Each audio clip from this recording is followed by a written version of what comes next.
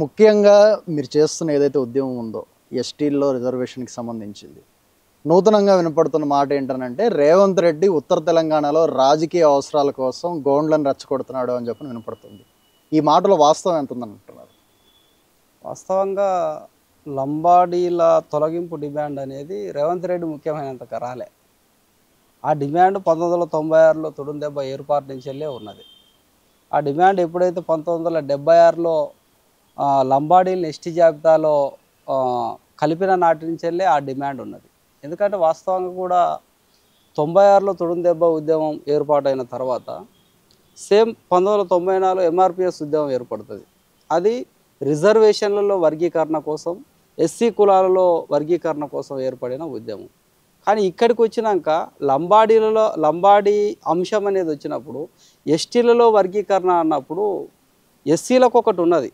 వాళ్ళు 1950 రాజ్యాంగంలోనే షెడ్యూల్ కులాలు గుర్తించబడ్డారు. కానీ లంబాడీలు మాత్రం 1976లో ఎస్టీ జాబితాలోకి వచ్చారు. కాబట్టి రిజర్వేషన్లో వర్గీకరణ అనేది తప్పు. లంబాడీల తొలగింపు ఉద్యమం అనేది వాళ్ళ వల్ల మాకు విద్య, ఉద్యోగ, ఉపాధి, రాజకీయ రంగాల్లో అన్యాయం జరుగుతుంది అనేది 96 నుంచి ఉన్నది. రేవంత్ రెడ్డి ఉత్తర తెలంగాణలో రాజకీయ ప్రయోజనాల కోసం ఈ డిమాండ్ను తీసుకొచ్చింది అనేది అది శుద్ధ తప్పు అనేది కూడా మేము స్పష్టంగా తెలియజేస్తున్నాం. 1976లో అప్పటి ఎమర్జెన్సీ కాలంలో ఇందిరాగాంధీ గారు చేసిన ఏదైతే పని ఉందో దాదాపు అది అయిపోవచ్చు కూడా 50 ఏళ్ళు గడుస్తుంది. ఇప్పటికీ కూడా అదొక మెయిన్ స్ట్రీమ్ ప్రాబ్లం కింద ఎందుకని మారలేదని మీరు అనుకుంటున్నారు? వాస్తవంగా కూడా ఇది కూడా ఆలోచించదగ్గ విషయమే. 50 సంవత్సరాలు అంటే 1976లో ఎస్టీ జాబితాలోకి వచ్చారంటే ఈ రోజు వరకు 49 గడిచి 50 సంవత్సరాలు పడ్డది. 50 సంవత్సరాలకు ఎందుకు మెయిన్ స్ట్రీమ్లోకి రాలేదంటే 1976లో ఇంకా ఐటీడీఏలే ఏర్పాటు జరగలే. లంబాడీలు ఎస్టీ జాబితాలోకి వచ్చే నాటికి ఐటీడీఏలు ఎస్టాబ్లిష్నే జరగలే. 1950లో 40లో దేశానికి స్వతంత్రం వస్తే 50లో భారత రాజ్యాంగం అమలుకి వస్తే ఆ రాజకీయంగా వచ్చిన 5th షెడ్యూల్ కానీ రిజర్వేషన్ ఫలాలు కానీ ఆదివాసీ ప్రాంతాలకు అందుతలేవని 1975లో దేబర్ కమిషన్ ఒక స్పష్టమైన నివేదికను కేంద్ర ప్రభుత్వానికి ఇచ్చి ఆ Dhebar commission integrated tribal development agencies అంటే జిల్లా కలెక్టర్ కార్యాలయంతో సంబంధం లేకుండా సింగిల్ లైన్ అడ్మినిస్ట్రేషన్ ఆ ప్రాంతాల్లో అమలు చేస్తే తప్ప అభివృద్ధి జరగదని ఎప్పుడైతే ఇచ్చిండ్రో అప్పుడు మాత్రమే ఆ ప్రాంతానికి ఐటీడీఎస్ వచ్చిన తర్వాత ప్రభుత్వ పరిపాలన అనేది మా ప్రాంతానికి తెలిసింది. 1975 వరకు కూడా ఆదిమ తెగలన్నీ కూడా ఉమ్మడి ఆంధ్రప్రదేశ్ రాష్ట్రంలో పూర్తిగా అటవీ ఫలసాయం పైన అది అక్కడ దొరికే తేనె కానీ అక్కడ ఉన్న అటవీ ఫలసాయం కాయలు గడ్డలు తినుకుంటా మాత్రమే బతికే పరిస్థితులు ఉన్నాయి. కాబట్టి అప్పటికి 76లో లంబాడీలు కలిపే నాటికి ఈ రిజర్వేషన్ అంశాలు కానీ భారత రాజ్యాంగ వ్యవస్థ కానీ మాకు తెలియదు ఒకటి. రెండోది ఎప్పుడైతే 80-90 దశకానికి వచ్చినామో ఐటీడీఏ అడ్మినిస్ట్రేషన్ అనేది అక్కడ ఇంప్లిమెంటేషన్ అయిన తర్వాత కొంత విద్య అందింది. ఈ ప్రభుత్వ పాలసీలు అందిన తర్వాత రిజర్వేషన్లో మాకు అన్యాయం జరుగుతుంది అనేది తెలిసిన తర్వాతనే ఇవాళ ఈ లంబాడీలు ఎస్టీలు కాదనే డిమాండ్ 1996 నుంచి వెళ్ళి కొనసాగుకుంటూ వచ్చే క్రమం మనకు కనపడుతుంది. అప్పటికి కూడా 96 కూడా ఇంకా పూర్తిగా 96 కూడా పూర్తిగా ఆదివాసులకి రిజర్వేషన్ అంశాలు ఇవన్నీ కూడా తెలవకపోగా ఎప్పుడైతే 2000, 2005, 2010 కాలానికి వచ్చిన తర్వాత ఈ ఉస్మానియా, కాకతీయ లాంటి యూనివర్సిటీలకి విద్యార్థులు ఎప్పుడైతే వచ్చిందో పూర్తిగా కాన్స్టిట్యూషన్ చదివి రిజర్వేషన్ ఫలాలు చదివిన తర్వాత ఖచ్చితంగా కూడా లంబాడీల వల్ల మాకు అన్యాయం జరుగుతుంది, లంబాడీల వలస వల్ల మాకు అన్యాయం జరుగుతుంది, లంబాడీలు ఎస్టీలు కాదు కాబట్టి ఖచ్చితంగా లంబాడీలు తొలగించవలసిందే, ఖచ్చితంగా మా వాటా మాకు దక్కాల్సిందనే పోరాటాలు ఇవాళ తెరపైకి వచ్చిన సందర్భం. మేము తెలుసుకోవడానికి ఇవాళ 50 సంవత్సరాలు పట్టింది, మేము దాన్ని గుర్తించడానికి 50 సంవత్సరాలు పట్టింది. ఇవాళ విస్తృతంగా వలస ఇవాళ మనం మహారాష్ట్రలో చూసుకుంటాం. 1976లో జనాభా లెక్కల ప్రకారం ఇవాళ గూగుల్లో కొట్టినా కానీ 1,32,000 జనాభా మాత్రమే లంబాడీలు ఉంటుంది తెలంగాణలో.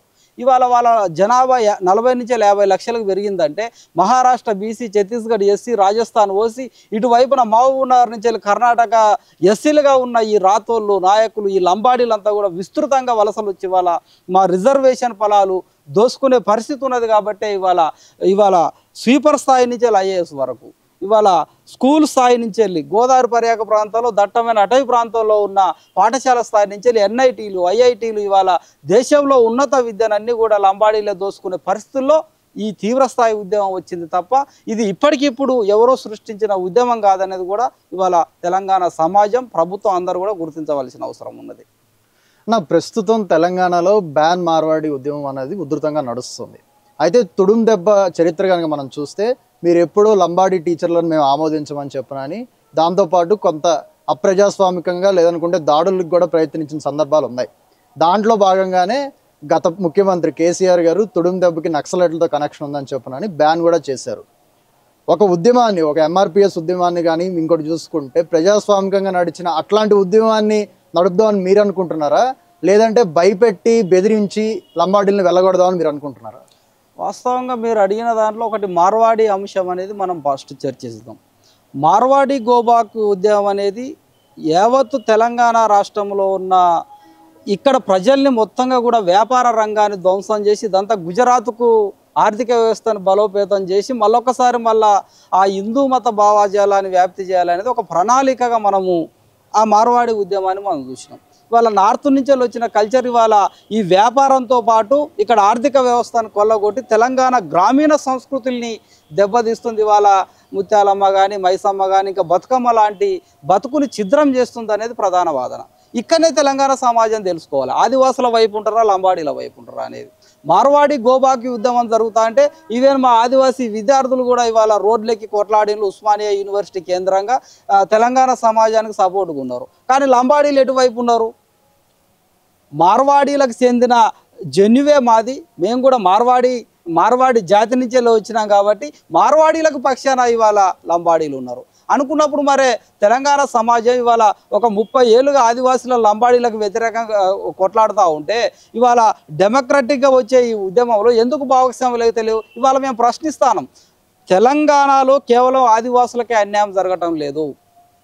1,32,000 జనాభా ఉన్న లంబాడీలు ఇవాళ 40-50 లక్షలకు వచ్చినారంటే ఇవాళ మైదాన ప్రాంతంలో కూడా ఇవాళ ముస్లింలు, ఒకప్పుడు ముస్లింలు ఏ ఫీల్డ్లు ఉండేది, మోటార్ ఫీల్డ్లు ఉండేది. ఇవాళ ఎవరున్నారు? లంబాడీలు ఉన్నారు. కొన్ని కులాలు, సాకలి కులంలో కూడా బట్టలు ఉత్తుకొని సాకలీలు బతికేది మన ప్రాంతాలలో. ఇవాళ మొత్తం కూడా ఆ కులాన్ని ఆక్రమించారు, కుల వృత్తులలోకి వచ్చారు ఇవాళ లంబాడీలు. మైదాన ప్రాంతంలో ఉన్న కార్పొరేటర్లు కానీ ఇవాళ మైదాన ప్రాంతం నల్గొండ లాంటి ప్రాంతాలు ఒకప్పుడు జనరల్ ప్రాంతాలు ఇవాళ రాజకీయంగా ఎందుకు ఇవాళ ఎస్టీ స్థానాలు అయిపోయింది? దేవరకొండ, మహబూబాద్ ఒకప్పుడు రెడ్ల కంచుకోట జనరల్ స్థానం, ఇవాళ రాజకీయంగా అది ఎంపీ ఎస్టీ ఎందుకు అయిపోయింది, ఎమ్మెల్యే ఎస్టీ ఎందుకు అయిపోయింది, డోర్నకల్ ఎస్టీ ఎందుకు అయిపోయింది? ఇవాళ పక్కెమటి ఉంటారు, రేపు పొద్దుగాల నర్సంపేట కూడా ఇవాళ రెడ్ల కంచుకోటలు కొట్టి ఇవాళ ఎస్టీ కావడానికి సిద్ధంగా ఉన్నది. అంటే విస్తృతంగా వచ్చిన జనాభా రాజకీయంగా తెలంగాణ సమాజాన్ని డ్యామేజ్ చేస్తుంది, ఇవాళ కల్చరల్గా తెలంగాణ సమాజాన్ని డ్యామేజ్ చేస్తుంది, అక్కడ కుల వృత్తులను నాశనం చేస్తుంది. విద్యాపరంగా ఇవాళ మన ఉస్మానియా యూనివర్సిటీలో ఇంటర్వ్యూ చేస్తాను, ఇక్కడ ఉన్న ప్రొఫెసర్లు 110 మంది ప్రొఫెసర్లు అఫీషియల్గా ఇవాళ లంబాడా ప్రొఫెసర్లు ఉన్నారు. మీ వెలవ నుంచి ఉండాలా, రెడ్డి నుంచి ఉండాలా, లేకుంటే బీసీ కులాలకి వెళ్ళి ఒకే కులం నుంచి 110 మంది ప్రొఫెసర్లు ఉన్నట్టు నీకు ఈ ఉస్మానియా యూనివర్సిటీ చరిత్రలో ఉన్నదా? అంటే వాళ్ళే లేకుంటుంటే ఆ 110 మంది ప్రొఫెసర్లు ఈ తెలంగాణ జనరల్ కులాలు ఉండేటిగా మేము అడుగుతాను. ఇవాళ ఆదివాసుల డిమాండ్ కాదు, అసంఖ్యాకంగా వచ్చిన లంబాడా వలస రేపు పొద్దుగాల ముఖ్యమంత్రి పీఠాన్ని కూడా దెబ్బ కొడుతుంది, గుర్తుపెట్టుకోవాలి. ఇవాళ ముఖ్యమంత్రి కోసం పోటీ పడే రెడ్లు కానీ వెలమలకు కానీ ఇవాళ మేము ఆదివాసీ విద్యార్థులు మేము హెచ్చరిస్తాను.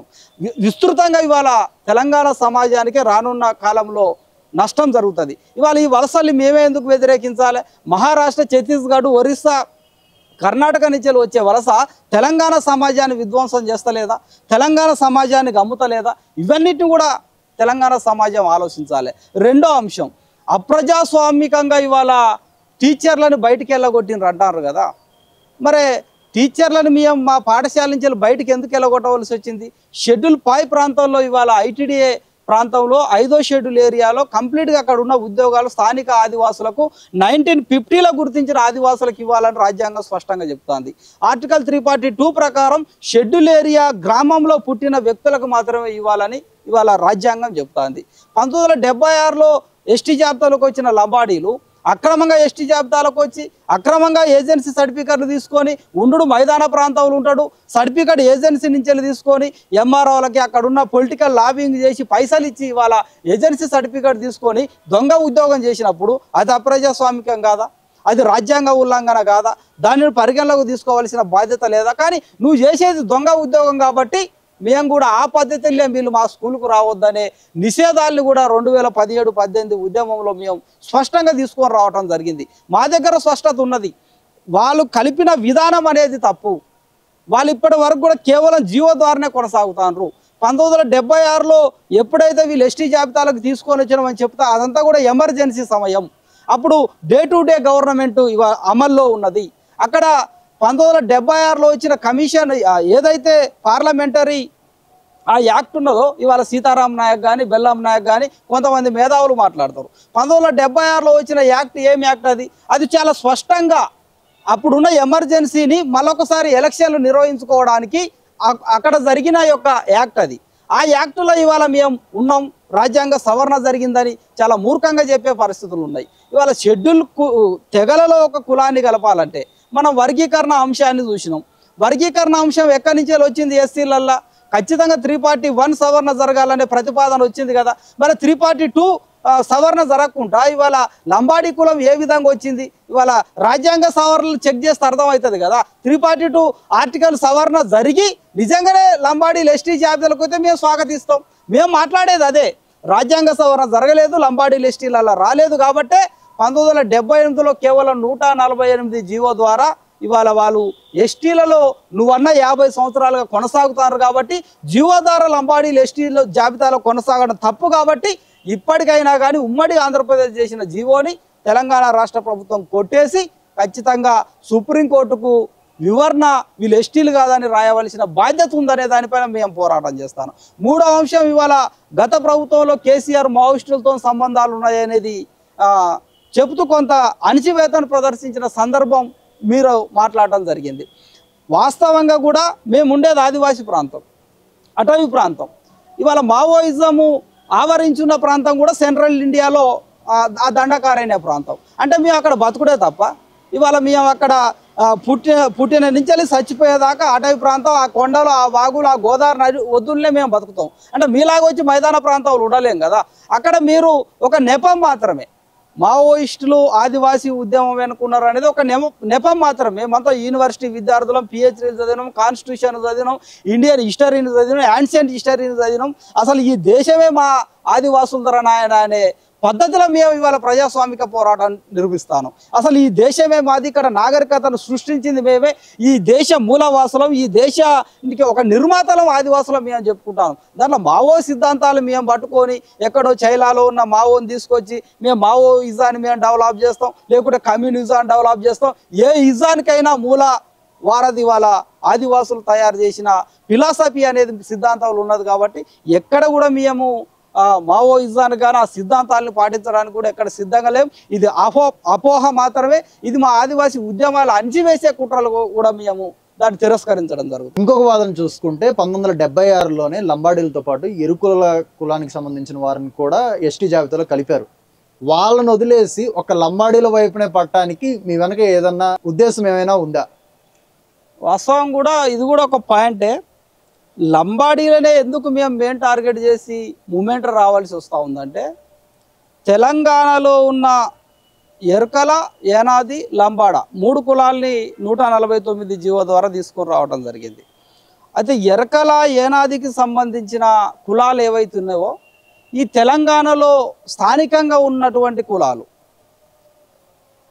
రెండోది లంబాడ కమ్యూనిటీ ఏదైతే ఉన్నదో, లంబాడా కమ్యూనిటీలో కూడా నిజాం కాలం నుంచి ఉన్న కొంతమంది కులాలు ఉన్నాయి.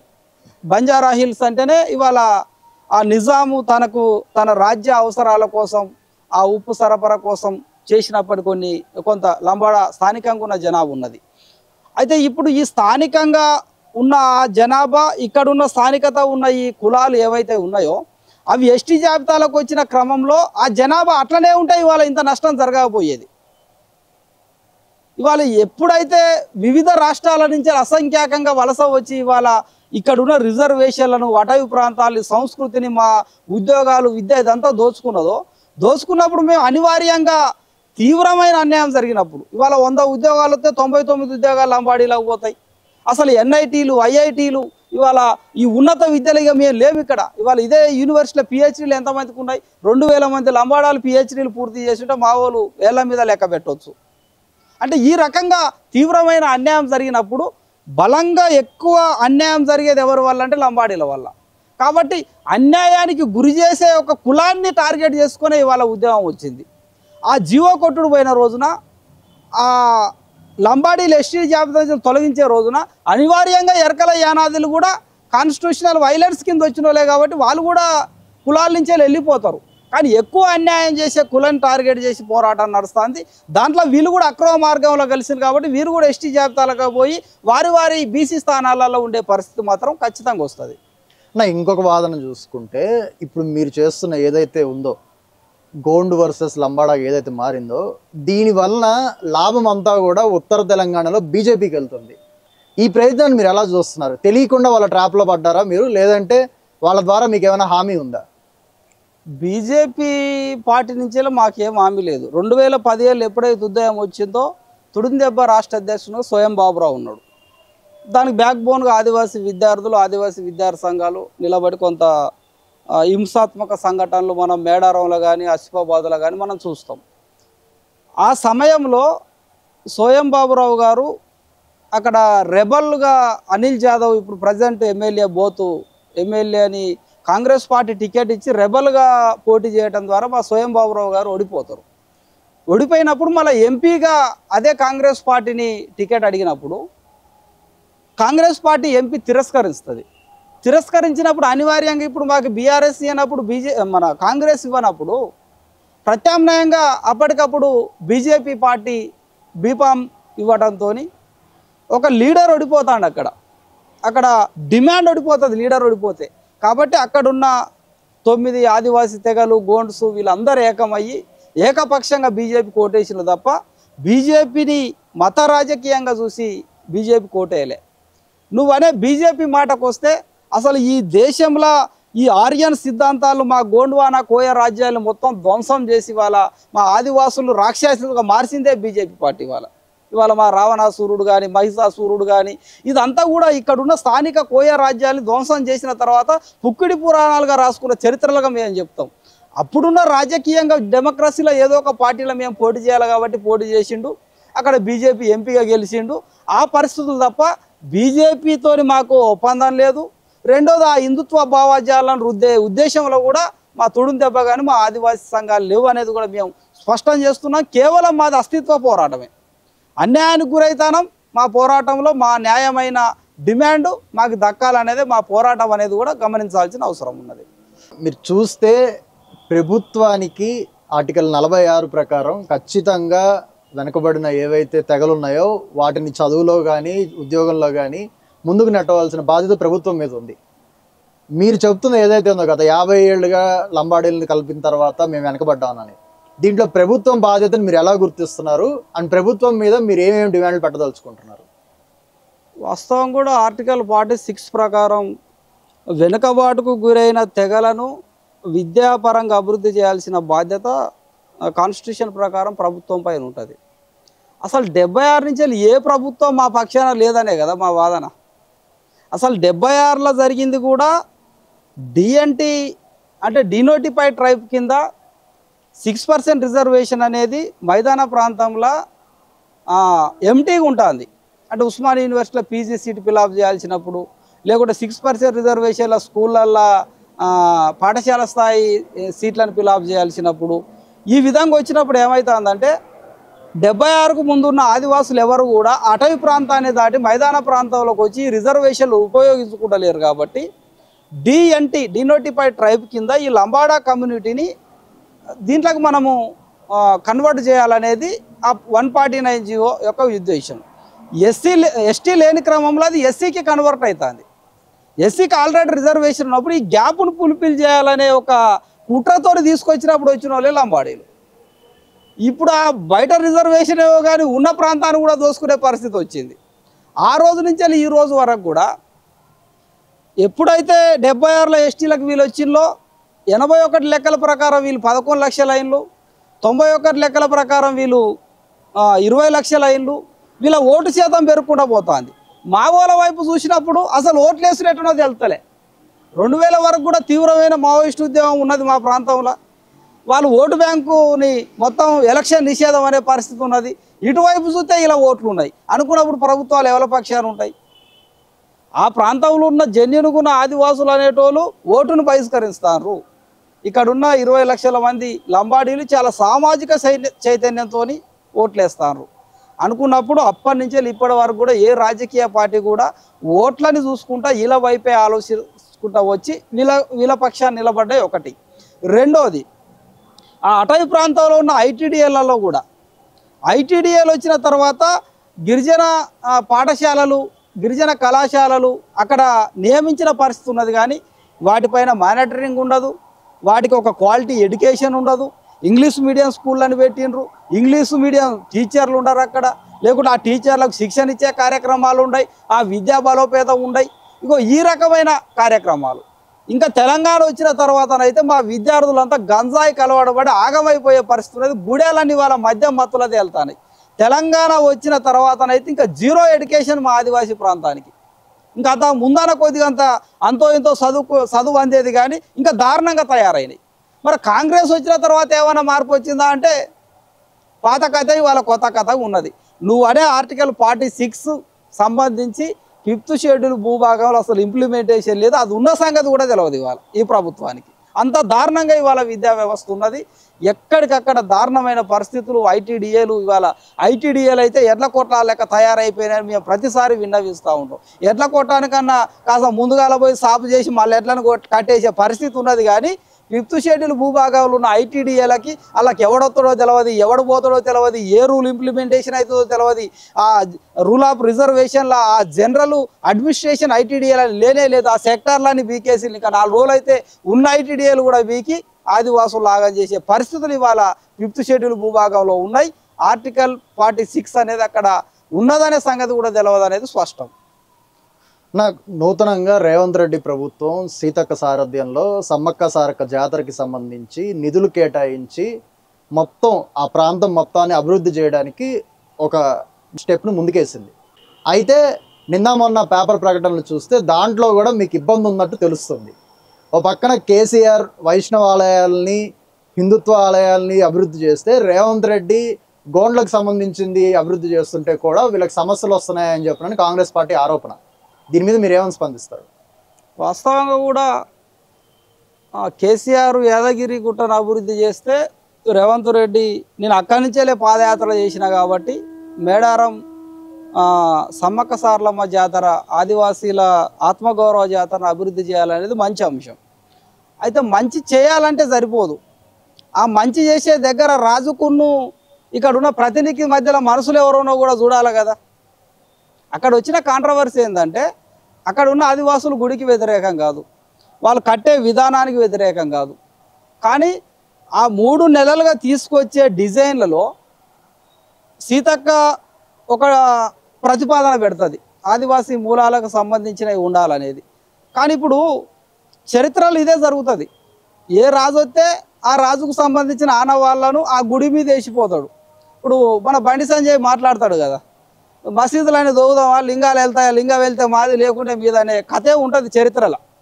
ఇప్పుడు ఆ పద్ధతిలో ఏ రాజు ఉంటే ఆ రాజు తన ఆధిపత్యానికి సంబంధించిన మూలాన్నో మతాన్నో తన యొక్క ఐడెంటిటీని అక్కడ పెట్టాలని చూస్తాడు.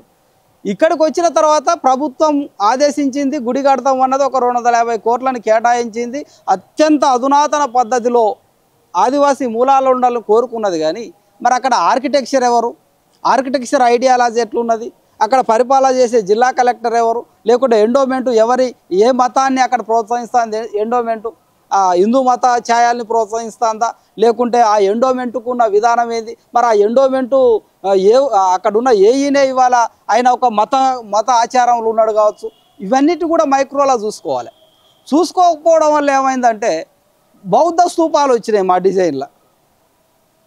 గుడి మంచిగానే ఉన్నది, కానీ చుట్టూ 8 ద్వారాలు ఏదైతే ఉన్నాయో, శాంతి స్తూపం మధ్యప్రదేశ్ బీహార్కు సంబంధించిన ఏదైతే స్తూపాలు ఉన్నాయో ఆ డిజైన్లు వచ్చినాయి. వచ్చినప్పుడు దాన్ని మేము ఎట్లా వ్యతిరేకిస్తాం?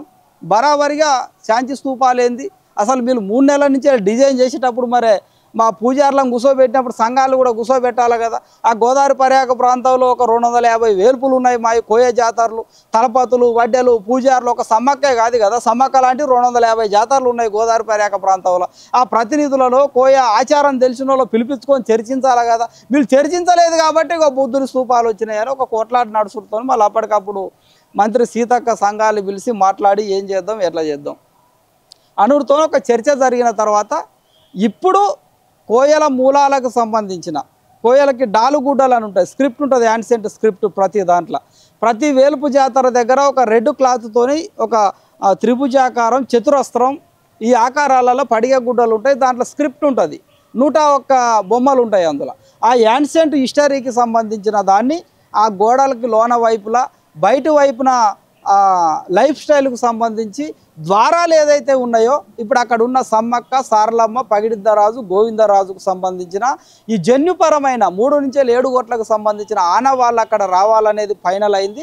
ఇప్పుడు ఒక పోరాటం తర్వాత ఇప్పుడు కోయల మూలాలతో వాళ్ళ గుడి ఏర్పడుతుంది. కానీ ఈ మధ్యలో కూడా ఈ 3-4 నెలల మధ్యలో కూడా మళ్ళెవరన్నా తన ఇన్ఫ్లుయెన్స్ను ఉపయోగించి ఆ గుడి స్ట్రక్చర్ మారిస్తే మాత్రం మనం ఏం చేయలేం. మా పోరాటం అయితే కొనసాగుతుంది.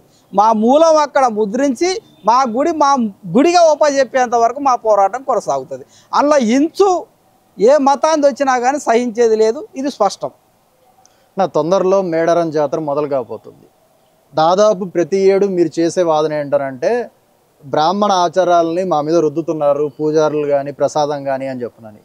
ఈసారి జాతర ఎలా ఉండబోతుంది? మీ డిమాండ్ ఏదైతే ఉందో బ్రాహ్మణత్వాన్ని మా దగ్గరికి తీసుకురావద్దు అని, దాని పట్ల మీరు తగిన జాగ్రత్తలు తీసుకున్నారా? ఈసారి సీతక్క కూడా ఉంది కాబట్టి ఏమన్నా స్పెషల్ ఏర్పాట్లు చేసిందా మీకోసం? వాస్తవంగా మేడారానికి బ్రాహ్మణిజం వచ్చే ప్రయత్నం చేసింది, మేడారానికి క్రిస్టియానిటీ వచ్చే ప్రయత్నం చేసింది. ఆ చర్చిలు గులగొట్టినాం 2010నే, ఇక్కడికి వస్తే మంచిగా ఉండదని. బ్రాహ్మణిజం వచ్చే ప్రయత్నం చేసి విగ్రహాలు పెడితే పడకపోయి జంపన వాగులా వారేసినాం. ఇదంతా ఒక 20 సంవత్సరాలుగా బ్రాహ్మణిజానికి ఆదివాసీ సంఘాలకు మధ్యలో జరుగుతుంది. అక్కడ పూజారులకు జీతాలు ఇస్తామంటే కూడా మా వాళ్ళకి జీతాలు వద్దు, మేము ప్రకృతి సంబంధికులం, మాకు మా వాళ్ళకి జీతాలు వద్దు అనేది కూడా మా పూజారులే దాన్ని పక్కకు పెట్టిండ్రు. ఆ డిమాండ్ కూడా అంటే బ్రాహ్మణిజం రావాలని చూస్తుంది. ఎండోమెంట్ వచ్చినప్పుడు బ్రాహ్మణిజం వస్తుంది, ఎండోమెంటు కొత్త విధానాలు ప్రవేశపెడుతుంది, మనం దాన్ని తీసేస్తూ ఉంటాం. ఇదే జరిగింది 20 సంవత్సరాలు 30 సంవత్సరాలుగా సంఘాలకు అక్కడున్న ఎండోమెంట్కు జరిగింది అదే. అయితే ఇప్పుడున్న పరిస్థితులలో డెవలప్మెంట్ వచ్చినప్పుడు ఖచ్చితంగా బ్రాహ్మణిజం వస్తుంది. అంటే ఈ గుడిలోనే మా మూలాలు ఉన్నప్పుడు బ్రాహ్మణిజం రావడానికి వీల్లేదు.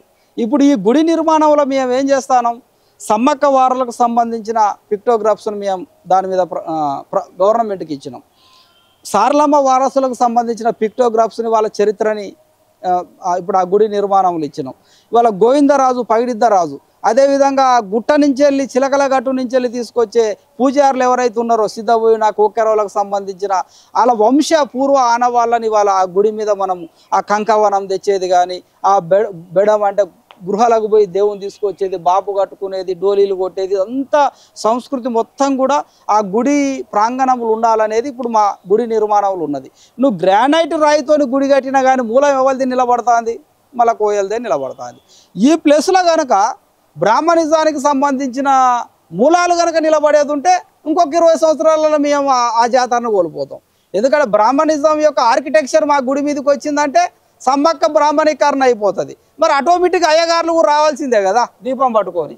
అంటే ఆ పరిస్థితి లేకుండానైతే ఈ జాతరలో మేము ఒక కోఆర్డినేషన్తో ఆ మంత్రి గారిని కూడా మేము కూర్చోబెట్టి మాట్లాడి, ఎందుకంటే పంతాలకు పోయే సమయం కాదు ఇది, నువ్వు నేను కొట్టుకుంటే అవతలోనికి సంద అవుతుంది కాబట్టి రాజకీయాలకు భేదం లేకుండా మా లోపల ఉన్న వైరుధ్యాలు కూడా అన్నింటినీ కలుపుకొని ఒక కోఆర్డినేషన్ అయితే జరిగింది. ఆ విధంగానే పోవాలని మేము కోరుకుంటాను. ఒకవేళ ఆ విధంగా పోకుండా ప్రభుత్వం కనుక ఇంకా వేరే కుట్రలు చేస్తామంటే పోరాటం ఖచ్చితంగా ఉంటుంది, పోరాటం అనేది ఖచ్చితంగా ఉంటుంది. ఆ రకంగానైతే ఇప్పుడు మేడారాన జరుగుతుంది. ఆ పద్ధతులనే కోయ మూలం పోకుండా, ఆ వారసత్వం పోకుండా ఆ జాతరని నడుపుకునే ప్రక్రియలు అయితే మేము ప్రస్తుతము కొనసాగించే పనులే ఉన్నాం. ఇది చూసుకుంటే తుడుం దెబ్బ సంబంధించిన నాయకుడు అరుణ్ కుమార్ గారు చెప్తున్న మాట. గత 50 ఏళ్లుగా ఎస్టీ రిజర్వేషన్లో మాకు అన్యాయం జరుగుతుంది, ఇది ఏ రేవంత్ రెడ్డినో కేసీఆర్ వచ్చి మొదలుపెట్టిన పంచాయతీ కాదు, మాకు మేముగా యునైటెడ్గా ఉండి ఇది కొట్లాడుకుంటాం, సాధించుకుంటాం అని చెప్పిన అరుణ్ కుమార్ చెప్తున్నారు. దాంతోపాటు త్వరలో జరగబోతున్న మేడారంకి సంబంధించిన ఏదైతే వివాదం నడుస్తుందో దాని మీద కూడా స్పష్టమైన అవగాహనని అరుణ్ కుమార్ గారు ఈరోజు మన ఇంటర్వ్యూలో ఇచ్చారు. ఇంటర్వ్యూ చూసినందుకు ధన్యవాదాలు.